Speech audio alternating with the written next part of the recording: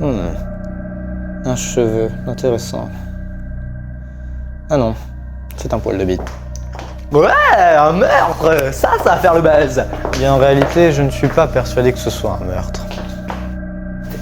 What the fuck? C'est peut-être un suicide. Il ne faut exclure aucune possibilité. Ah ça c'est stylé comme remarque. Vous avez appris ça où? À l'Institut de formation des agents de recherche? Non, dans la série Meurtre à Tokyo. Bref, je pense que c'est un meurtre. Mais vous veniez dire le contraire. La vraie question est comment êtes-vous rentré ici? Cet endroit est interdit au public. Bah, par la porte. Habile. Regardez. Un morceau de tissu blanc. La voisine est infirmière. Je vous rappelle en quoi sont faites les blouses?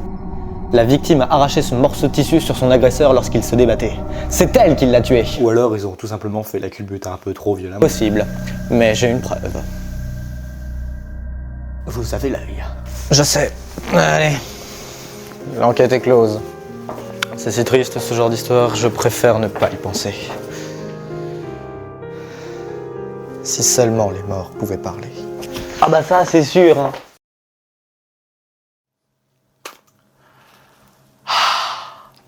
Sympa non? Oh si. Bref, vous l'avez compris, aujourd'hui on revient sur une série policière. Et vous l'avez vu en cliquant ici. Bonjour tout le monde, c'est Ardayo et aujourd'hui décortiquons Détective Conan.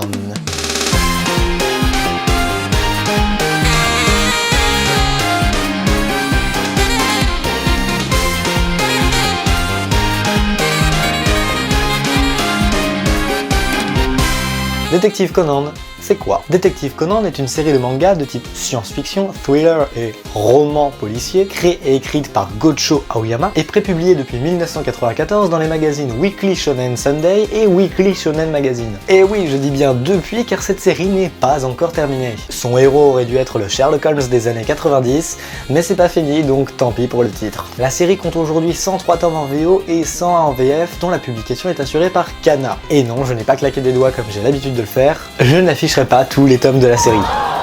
Comment ça? Oh, mais il y a plus de 100 tomes! Ça rentre même pas dans le cadre! Et puis merde, je vais chercher ma motivation.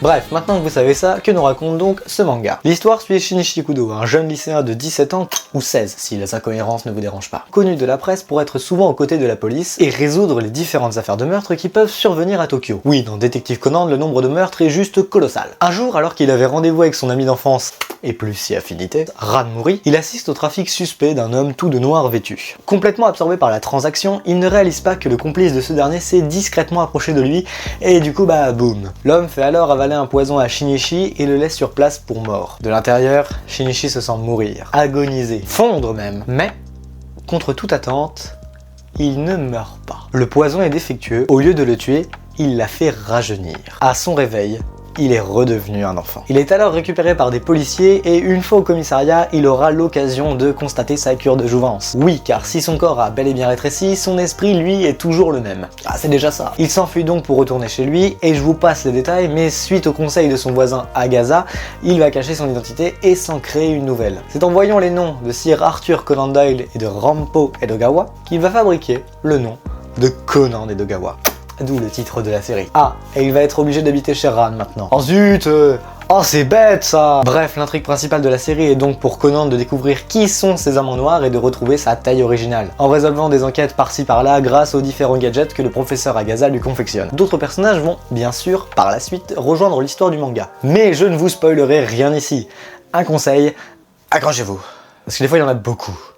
Beaucoup. Anecdote nulle numéro 1, j'ai découvert cette série au CDI de mon collège, un jour où Ranma 1/2 n'était pas accessible. Les 8 premiers tomes étaient là sur l'étagère et je me suis dit, bon, pourquoi pas. Et en réalité, dès le début, j'ai accroché. Et je pense que tous ceux qui ont lu ce manga se souviennent de sa superbe introduction. Introduction qui a d'ailleurs eu droit à une bonne adaptation, mais on en reparlera tout à l'heure. La construction de ce manga n'est pas très compliquée. Ensuite, toujours le même schéma, des affaires de meurtre, en veux-tu, en voilà. Vous en avez environ 2 à 3 par tome. Et c'est là qu'on parle du point noir de la série. Si au début, genre jusqu'au tome 40-50, ces enchaînements d'affaires restent palpitants et donnent envie de lire le manga, par la suite, ça devient moins vrai. Vers les tomes 60-70, c'est pénible d'avancer dans la série. Tout au long de votre lecture, vous allez vous rendre compte que la narration du scénario ralentit. Au début de la série, c'était pas très gênant, parce que les différentes affaires proposaient vraiment des interactions intéressantes entre les différents personnages. Mais plus on avance dans la série, plus on a l'impression d'être gavé par le même schéma narratif en boucle. Ne vous en faites pas, les stratagèmes des meurtriers sont toujours aussi tordus. Mais juste on a l'impression qu'il fallait mettre en scène les différents personnages de l'œuvre, quitte à se répéter. Ce qui fait quand même vachement pompe à fric. Finalement, la série repartira quand même, et depuis le tome 85, je trouve que c'est à nouveau sympa à lire. Petit aparté, sachez que les personnages principaux des autres plus grandes œuvres de Gocho Oyama, Yaiba et Maji Kaito, sont de retour dans Détective Conan pour de jolis caméos, et même plus. Anecdote nulle numéro 2, un soir en rentrant des cours, j'ai découvert la taille de la série. 98 tomes à l'époque. Et je me souviens d'avoir ressenti un léger désespoir de ne jamais pouvoir tout lire en voyant ce chiffre. C'est une petite fierté d'y être aujourd'hui parvenu. La série a connu un véritable succès, et du coup il y a eu des adaptations. Beaucoup d'adaptations. Beaucoup. Premièrement, logique, l'anime qui reprend la même histoire que le manga. Débuté en 1996 au Japon et arrivé en France en 2004, l'anime de Détective Conan comporte aujourd'hui plus de 1000 épisodes, environ 1090 en ce moment, rivalisant aujourd'hui avec les plus grands. Pourtant à l'époque, seulement les 170 premiers ont été doublés en français. Aujourd'hui, vous avez la possibilité de les regarder en VOSTFR sur bon nombre de plateformes de streaming. Je pense que vous vous en doutez, mais autant d'épisodes signifie que parfois il a fallu combler des manques. Donc effectivement, certains épisodes de la série ont des histoires originales, mais vraiment rien de bien marquant, croyez-moi. Non, si vous voulez des histoires originales, c'est du côté des OAV ou OVA qu'il faut se pencher. Il y a eu 2 séries d'OAV. La première entre 2000 et 2012 avec un nombre de 12 OAV avec parfois des concepts ma foi sympathiques. Petite pensée au numéro 9 et à son scénario qui se déroule 10 ans après les événements de l'intrigue initiale. J'espère juste que les fansubs ne vous dérangent pas car ils n'ont jamais eu le droit à une traduction officielle. La deuxième série nommée Magic File, parue entre 2007 et 2013, compte 7 OAV dont la plupart sont reliés aux événements des films. Transition parfaite donc pour parler des films Détective Conan. Putain, je suis doué! Au nombre de 26, un par an depuis 1997, sauf en 2020, ils proposent quasiment tous un scénario original qui peut s'incruster dans la trame scénaristique du manga. Les 5 premiers ont été adaptés en français par Kazé entre 2007 et 2009, donc avec un doublage, mais malheureusement un casting différent de celui d'anime. Ensuite, en 2018, c'est Black Box qui publie les 22 premiers films, donc jusqu'au dernier à ce moment, et 2 épisodes spéciaux. Comparable à des OAV mais d'une durée équivalente à celle d'un film. Je vous avais dit qu'on reviendrait sur l'introduction et c'est ici qu'on en parle. L'un des 2 épisodes spéciaux est une réadaptation de l'introduction avec les graphismes et les méthodes d'aujourd'hui.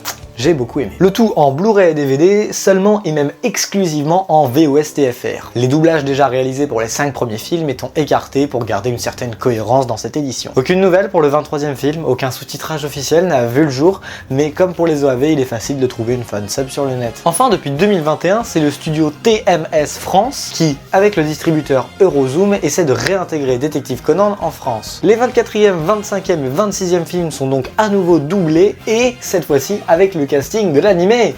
On applaudit le travail bien fait. Voilà, oui. Désolé de niquer l'ambiance, mais dernièrement le distributeur, donc toujours Eurozoom, s'est dit déçu des fans. Le succès en salle n'a visiblement pas été celui attendu. A voir s'ils vont continuer de traduire les films à l'avenir. Anecdote nulle numéro 3, j'ai regardé le premier film en VF pour voir de quoi il en retournait. C'était pas trop mal. Ensuite j'ai regardé les 2 et 3 en VO, et j'ai ensuite voulu voir le 4 en VF. Mais ça devenait finalement trop dur à regarder. Et voilà, on en a enfin fini avec les adaptations cinématographiques de la série. Wouh! Bah non. Pourquoi? Il reste les live action. Oh oui, putain. Bon, qu'on soit clair tout de suite, je suis pas un grand connaisseur de live action. Pour rappel, un live action c'est une adaptation en version réelle, avec des acteurs qui interprètent physiquement les personnages, d'une série initialement animée. Bref, c'est pas trop mon truc, et le peu que j'en ai vu m'a suffi. Mais sachez qu'il existe effectivement donc 4 films live action de Détective Conan, et une série en 13 épisodes. De toute façon, aujourd'hui il y a des live action de tout. Bref, je passe maintenant autre album de musique et livre éducatif pour vous parler de la dernière adaptation, les jeux vidéo. Ça pourrait être fastidieux puisqu'il y en a un nombre de 21, mais finalement, non, parce qu'en France, on en a eu qu'un seul. Ouais, vous aussi vous êtes déçus. Il s'agit de Détective Conan Enquête à Mirapolis, sorti sur Wii en 2009, et clairement, c'est pas le meilleur. J'ai eu l'occasion de le tester, mais bon, les modèles 3D sont pas incroyables, l'ambiance non plus, mais on n'est pas là pour en faire un test, donc on va en rester là. Sachez tout de même que le premier jeu de la série, Mei Tantei Conan Shika Yuenshi Satsushi Niken, a eu le droit à un patch en français il y a quelques temps, et il reste assez cool. Comme pour Enquête à Mirapolis, le jeu est un jeu d'enquête, comme finalement quasiment tous les jeux de la série. Au moins les devs se sont pas plantés en beauté avec un jeu qui n'a rien à voir avec la série. Ah merde. Finalement, ce qu'il y a à retenir de cette série, ce sont les mangas et les quelques adaptations cinématographiques qui valent le coup. Détective Conan est une série qui m'a marqué, qui m'a parfois un peu déçu, mais qui arrive encore aujourd'hui à me faire ressentir toute l'excitation d'une enquête policière. C'est dommage que les différents éditeurs l'aient un peu trop exploité pour parfois se faire de l'argent. Mais bon, c'est comme ça. Moi, j'attends la fin de cette histoire avec impatience. Détective Conan reste quand même une série qui sera à jamais gravée comme l'un des mangas les plus importants de son époque. C'est véridique et comme le dit Conan, il n'y a qu'une seule vérité. Sur ce, j'espère que la vidéo vous aura plu et je vous dis à très vite pour la suite. C'était Ardayo et ciao.